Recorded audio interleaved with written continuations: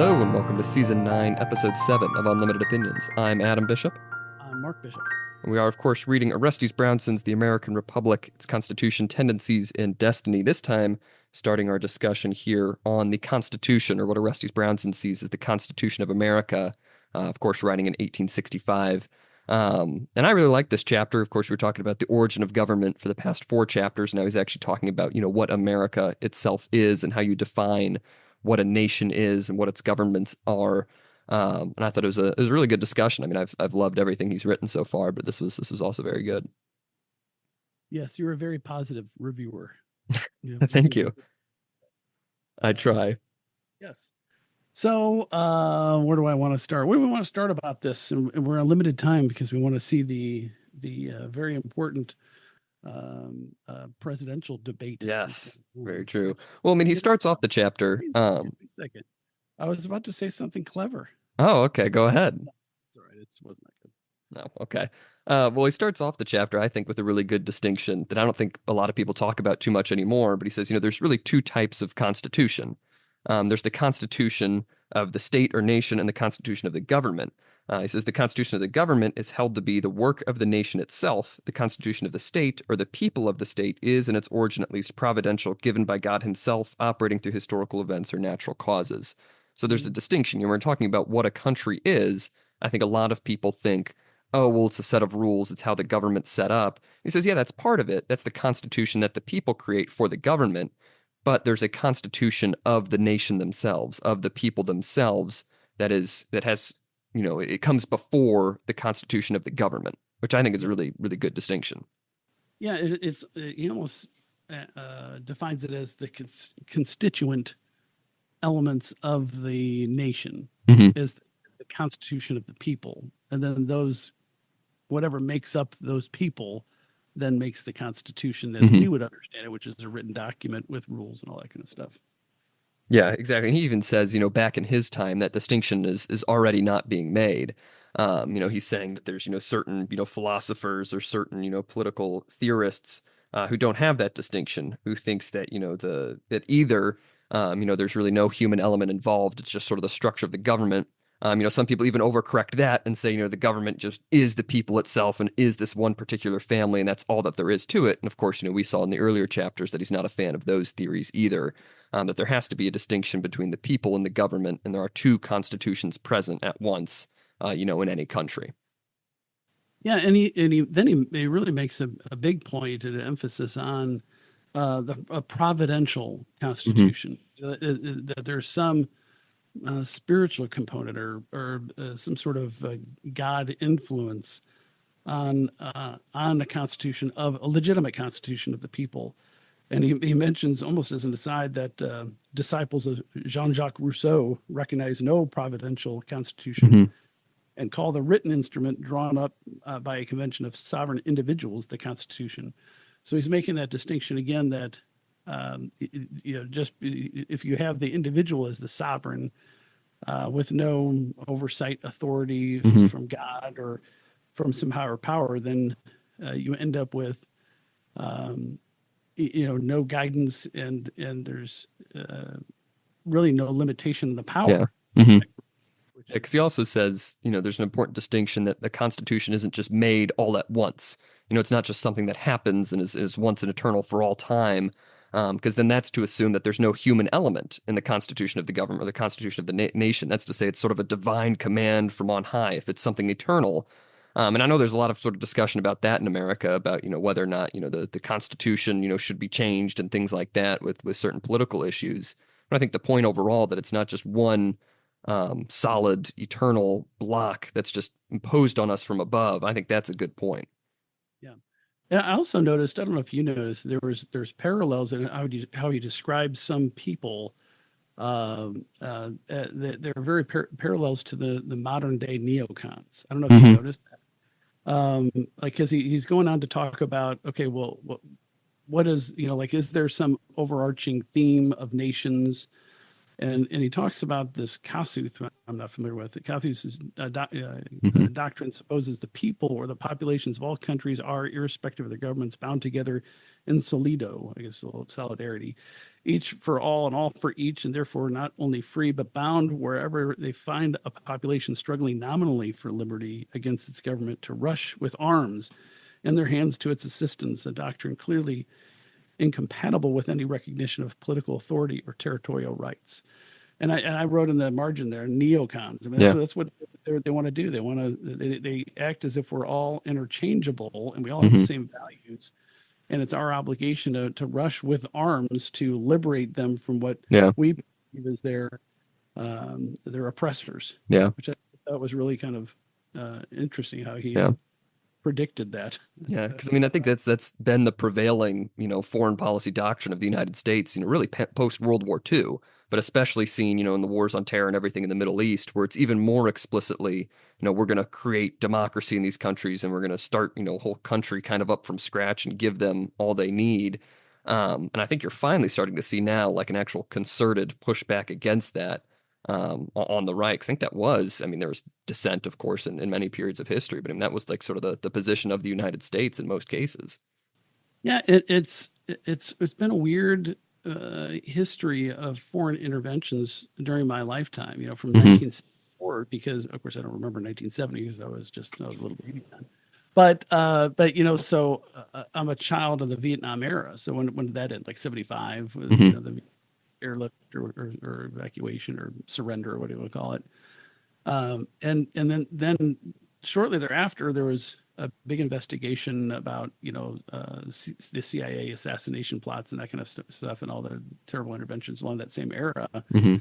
And of course, that's Watergate era, so there was a lot of distrust in government. But then it's like Reagan intervened in Grenada and Panama and in the Middle East, and that continued, of course, with Bush because he was a former CIA director, if I remember correctly, and then Clinton carried it on, and then Bush Jr. and then Obama took it to a higher degree, I Hmm. think, Oh yeah. bombing some occasions U.S. citizens Yeah. abroad, no congressional authority, and so it's just kind of expanded and expanded, and then we just feel like we have the right to go bomb people Hmm. to free them. It's really weird. It's Yeah. strange because the left used to be anti-war, and now the left is like bomb the world. It's really shocking to somebody Yeah. of my generation to have like these Hmm. super leftists with the Ukraine stickers in their windows. They're like, yeah, we got to bomb Russia. What are you talking about? I remember Yeah. I'm old enough to remember when all you were commie bastards Yeah. trying to get us to make friends with the Soviets for Yeah. crying out Well, I loud. mean, I think I mean, I think they still are communists. I mean, especially if you look at, especially with the stuff with Israel Palestine, it's because they put everything into the box of oppressor versus oppressed. And it's the job of us to stand with the oppressed, and they can try and fit people neatly into those boxes. So clearly, Palestine is the oppressed here. Therefore, we have to eradicate all of Israel. Ukraine is the oppressed. We have to eradicate all of Russia. That sort of idea. They're still kind of, to some degree, in the same ideological path, but yeah, very different ways, I would say. I'm sorry to do an aside because I know we have limited time, but I'll do one more aside. Okay. I've become a fan of the All In podcast, and one of the guys on there is David Sachs, and he's like, they're all venture capitalists, I Hmm. don't know, they're all billionaires or whatever. But he mentioned something that like there was Trump derangement syndrome, but with the Russia collusion hoax, he said it got transferred into a PDS, a Putin derangement syndrome. And so then when he invaded Ukraine, all those lefties just transferred their hatred for Trump into Putin, and they just want to bomb the hell out of him. Yeah. So that was kind of funny. But Oh, anyway, that's a good point. so Because then, yeah, because then he kind of carries on a little bit talking about that. He says, there can be and there is a solidarity of Christian nations, but it's yes, of the populations with and through their governments, not without them. It's not just this global hegemon, ignore all boundaries and ignore all political authority. We recognize that people are part of different nations. And he also says, kind of going back to his talk on social contract theory, where he says, the individual is born into society and under the government. Without the authority of the government, which represents all and each, he cannot release himself from his obligations. He can't just say, nope, I'm no longer a part of this. I give up all my bonds to this. I mean, you have a lot of people trying to say that now with those nut job sovereign citizen people. But we just know that's not really possible. You're born into a country, you're born into a system of customs and values and beliefs and laws, and you can't just say, okay, no, I'm done with this now. I'm my own thing, and just suddenly ignore all political authority, even though some people would very much like to do so. Yes. Yeah, and then he goes into this kind of detailed description of how he believes that nations have organized themselves in Hmm. various ways, and he lists, I guess, seven different categories. The Hmm. ways that he says nations have originated in various ways, but history records no instance of a nation existing as an integrated mass organizing itself into a political community. And I thought about that for a while. I'm like, I guess he's right about that because he talks about the ways, and that's, a union of families into a tribe. That's number one. Number two is union of tribes into the nation, the migration of families, tribes, and nations in search of new settlements, colonization, military, agricultural, commercial, etc., war and conquest, the revolt, separation, independence of provinces, and the intermingling of conquerors and conquered, and the amalgamation that forms a new people. So Hmm. those are the seven ways, and I think that's a pretty good summary of how nation states come into being. And I think he's right. It's not like you just all get together at a meeting. It's more determined, almost like, Hmm. like there's cultural shifts that Yeah. happen with the organization of people. That's like a natural Hmm. phenomenon. Yeah, because he's framing it, in very religious terms too. Because he starts out that section talking about, it's all an expression of the supreme logic, the logos, by whom all things are made.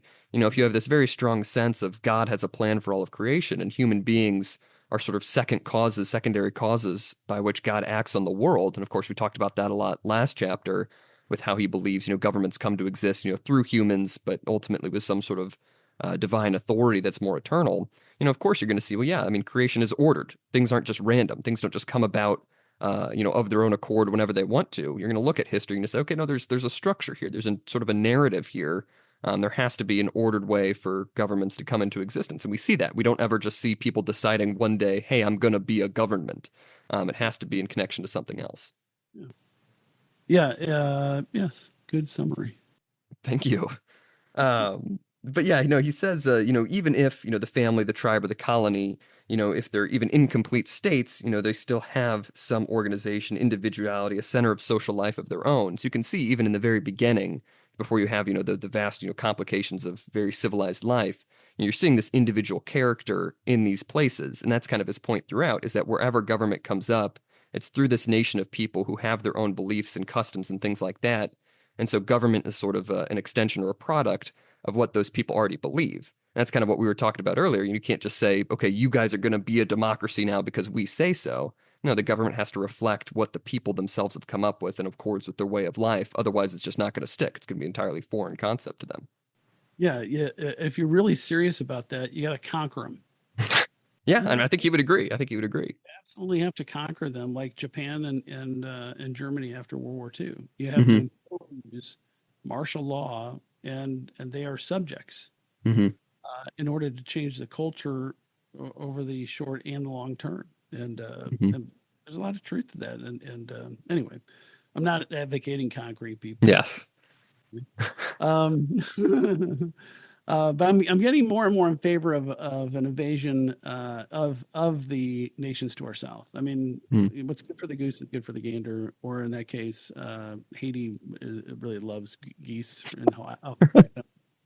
Uh, that's a That topic was good. of the news media today. They like to go to the, Hmm. I don't know if any of that's true. I assume it's true. Hmm. There's reports in this little town of Ohio where all these Haitian immigrants are there. I get to see, a nice old lady walking through the park and feeding the ducks and the geese, and all of a sudden this dude goes tromping through and murders Yeah. tame ducks that have Hmm. been hand fed for the last 5 years and takes Yeah. it home. Yeah, I mean, Uh, even if that, those particular things aren't true, I mean, I think that is still, a huge problem. I've seen a lot of people mention this. You do have 20,000 immigrants suddenly shipped into this small, fairly rural town in Ohio. who have no accord with the way of life. And it's sort of similar to the point that he's making, right? In just the same way, you can't impose a government on a totally different people. You can't bring in a totally different people all at once and bring them into this new society and expect them to just magically become part of that society. I think that argument works both ways. They're an invasive force, and you're going to get an amalgamation of the conquered, which is us, and the conquering parties, which is them. Hmm. Yeah, I mean, exactly. a different society, and maybe evidently people want that. Some people, Well, I don't think the people of Springfield, Ohio want that, as far as I've heard, but I think it's, well, you know what? They're not doing anything about it. yeah, You that's know, true. I'm going to go to City Hall and make a public comment. I mean, at some point, people have to get serious about it. And I'm not advocating for violence necessarily,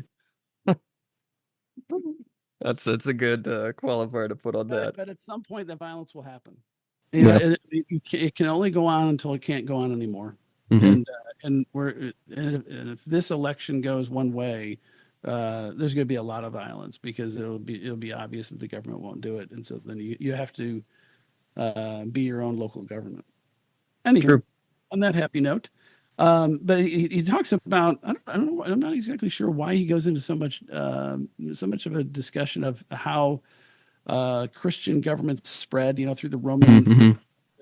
on page 76. I mean, I thought it was all.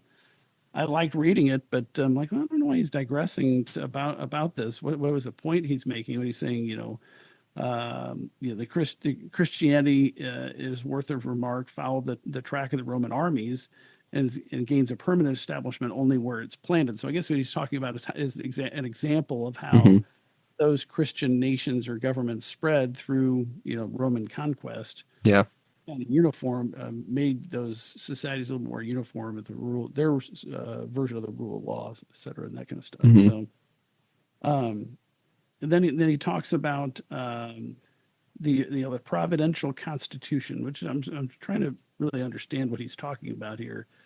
But he says a providential constitution is in fact that with which the nation is born and is, as long as the nation exists, the real living and efficient constitution of the state. And he goes on to say, but the law, but see, a constitution which a nation is said to give itself is never the constitution of the state, but is the law ordained by the state for the government instituted under it. Hmm. So, but I guess he's just saying there's a certain amount of providence, like good luck, that a good nation has when it forms a constitution and organizes itself with some guidance unknown, I guess. Yeah, I don't know if that's what he's saying because I think he's kind of again making that distinction of the Constitution. The first Constitution that they have is really the customs and the way of life of the people, right? It's like the mores of the people. The Romans had this term; they called it the mos maiorum, which means the custom of the greater, or which is what it literally means, or the custom of the ancestors. This is how we live our life. These are things passed down that aren't necessarily encoded into law, but that is how our society functions. But then from there, once they have developed this, I don't think he's saying it's like a good luck thing. I think he's saying it's almost more of a development of how the people are themselves, through the work of God in some ways. And then from there, they base their laws and how they structure their government on top of them on their individual way of life. Individual speaking about how that specific society functions naturally in terms of their customs and beliefs and things like that. Yeah. Well, I guess I should have used the term luck. I guess it's more of divine guidance in some way. Yeah. I providence as some sort of spiritually ordained process. Hmm. No? I mean, because I don't think it's the God comes down and tells them this is how you live your life. I think it's what he's really saying is that because God has a plan for everybody and everything is ordered within creation, that you're going to develop a way of life according to the people who are there. Those people who are shaped by God and are formed by God in some way. They will come up with their own society, their customs and beliefs and things like that in accordance with God's plan. I wonder what he thinks of, like, or what is his view of like the Aztecs, which I would Yeah. consider like demonic. Not almost, they're demonic. I mean, they had child sacrifice. That organized Hmm. themselves according to those local mores. Yeah. morals, as were some of the neighboring rival tribes. They also had human sacrifice too. The ones that joined Fernando Cortez, in an alliance of convenience against the Aztecs, because they were killing too many of them. Yeah. We only killed so many of our children before we revolt against you. Yeah, some of them. Yeah. Not most. I don't know. Yeah. Because I guess it's really a question of how active of a role, God has in that. I think. Because I mean, if he's more of, God's, hands off on those things, then people can kind of develop, however they wish. But if he's more hands on, then I don't know how you square that question of, the Aztec child murdering, societies. I don't know. Unless you believe the conquistadors were the vengeance of God upon them. I think some people have espoused that theory in the past. I think if you look hard enough, I don't The think you'd be the only Spaniards one to say did. that. Yeah, that's what I'm saying. If you read any details of it, what was really horrible is they have these battles, these pitched battles, and the Az part of the reason why the Aztecs lost is because they didn't fight to kill, Hmm. fought to capture and then kill. So like you're the most brave warrior if you captured the other dude and you bind him, you carry him back, and then the next day you, you bring him to the top of the pyramid. They cut open the chest and they rip out his beating heart and chop off his head. Of Yes. course, top of the pyramid. So the Spaniards who are Uh-huh. left fighting, and of course the Spaniards have these steel blades and the armor and all that stuff. So they're just slaughtering these guys. And these guys are not have no protective garments or anything, and all they're trying to do is to grab them. Hmm. And the Spaniards are just crushing them. It's like a 1,000 to 1 ratio. But all these Aztecs are trying to do is grab them because that's their honor code, and the Spaniards are slaughtering them. And they have horses and stuff like that, which armor plated horses. They're male or whatever. And it's a really fascinating Yeah. read. But then some of them do get grabbed, you get Hmm. overpowered. So the next day, like there's a lull in the fighting, and at like noon, the Spaniards are looking up at the top of the pyramid, and their buddies are having their hearts ripped out. Yeah. So the next day, the Spaniards really want to murder people. Well, not to take you away from that topic, but we are on a deadline here, All so we should right. probably keep moving. But then he goes on and he keeps talking sort of that same topic where he says, you're never going to find the constitution of a people, of the nation themselves, in any written document. He says the Magna Carta really doesn't describe the constitution of the English people. It is just a document limiting like the powers of the king. It's not really describing how the English live their life, which I think is also, a good point to make. Because he says, it's not a theory. It's not just something that's just drawn up and written one day. It's something that has to develop naturally, that is based in who the people are, really how that society is structured in the first place. And then they create their government and they write these documents. They don't just come from nowhere and that's it. You have to have that constitution of the people first. Yes. I don't want to Yes. go on any more rants on you. um, so yeah, he mentions like the struggle between Christianity and Islam. Have so is that where Hmm. you're at? Yeah. But I thought this quote was pretty interesting on 79, where he says, "Nothing can stand before the Christian and Romanized nations, and all pagandom and uh, Mohammedan. Mohammedan combined are too weak to resist their onward march." I'm like, Yeah. well, Yeah, and this is the first point in the book where I think he's seriously missed his predictions because he's talking here really about how Christianity developed and how Roman civilization really is. I'm going to say this: the Islam only really started overtaking Christianity when Christianity stopped believing in Christianity. Yeah. Well, I mean, because that's the point. I mean, because what he Well, says is, yeah, because he's talking about the 1860s. So we've already had the Reconquista of Mhm. Spain. We've had the conquests of Spain, Portugal, Yeah. England, and all that. So at the time he's writing that, he's accurate, and then it kind of swings, the pendulum swings the other direction. Hmm. Yeah, because the point he's making is really, basically all of Christendom has become part of Roman civilization in a way, and that a lot of our laws and customs are based on that system, as filtered through Christianity and especially through the Catholic Church. And he says, that's what makes us so strong, is we have this great, sort of legal background and all of these great customs that have built up over time. And clearly none of these pagans and these Muslims can stop it. But then, of course, once you start, just giving up, a lot of what made your society great, once you stop giving up Christianity and these ways of the past, once you start dismissing everything old as completely useless, of course, that's going to flip. And of course, you're going to have to start seeing, more invasions and more people attacking these nations in the West as time goes on. And then he has a discussion about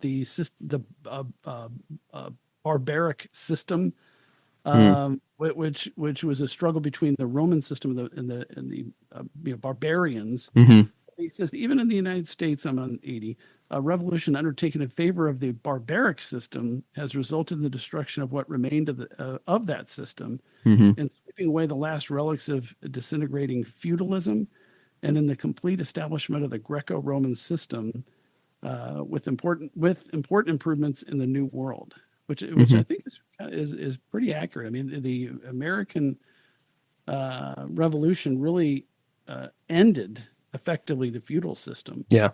and really was a renewal of the old Greek and Roman republicanism hmm with certain procedural protections. But a lot of what our Constitution is borrowed from the old Roman separation of powers principles. Really, Yeah. because they had built in the before the empire and all that.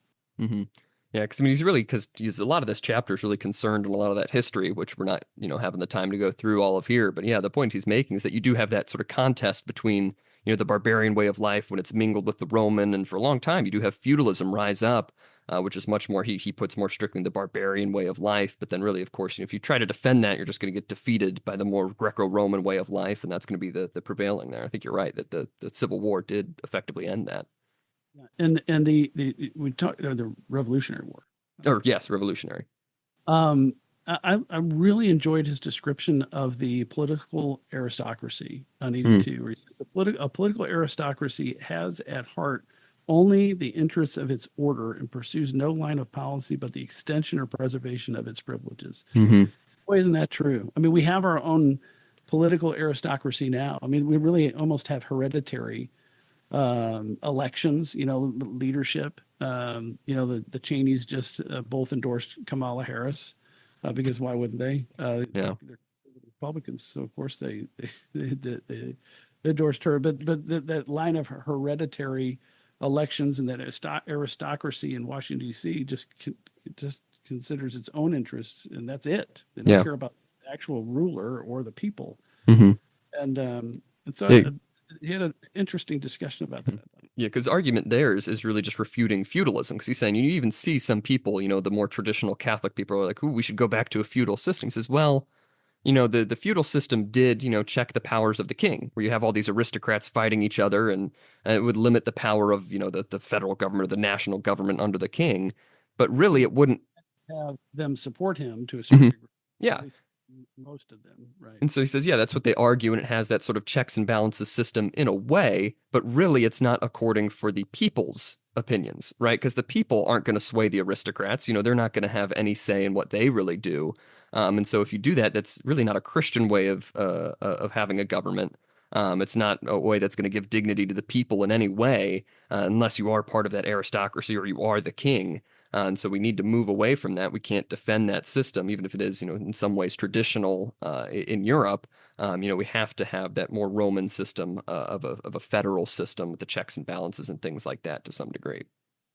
And he really has an emphasis on the purpose of that. hmm And I like how he ends this chapter, and maybe I'm going ahead, but he says the aim of the real statesman is to organize all the interests and forces of the state dialectically so that they all shall unite to add to the strength and work together harmoniously, sorry, for the common good. And hmm and we don't have that anymore.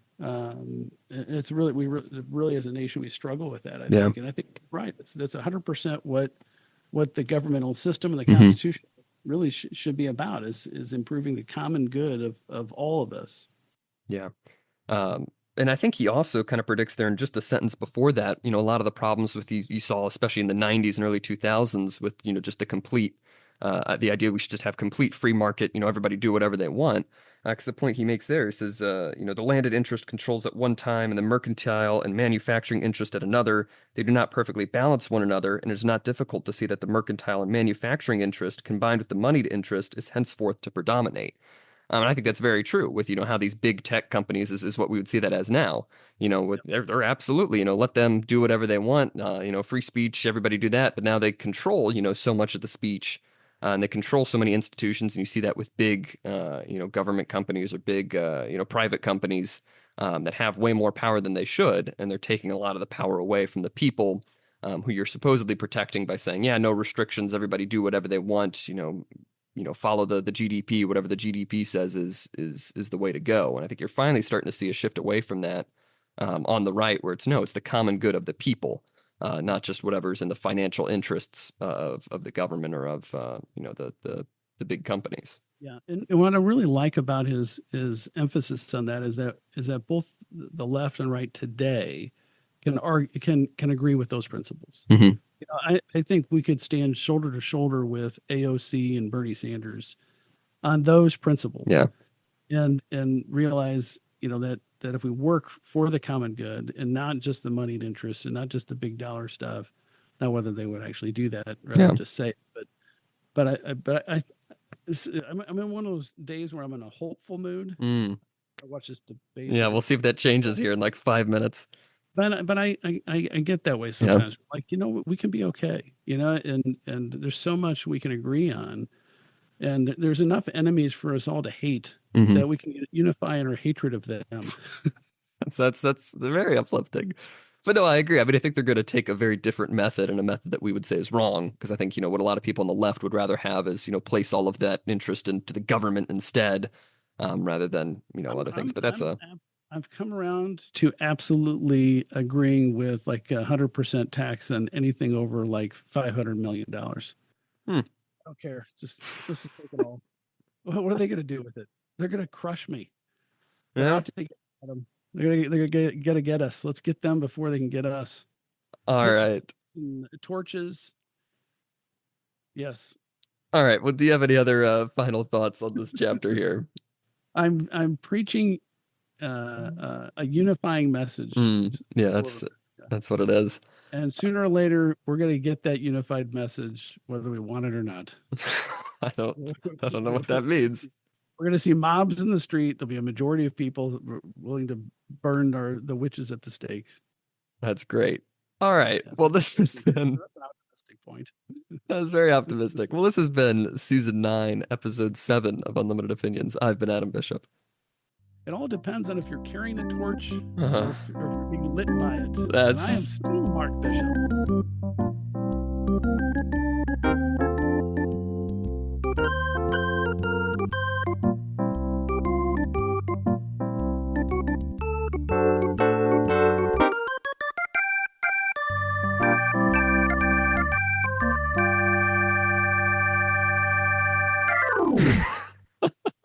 That's great. Thank you for that.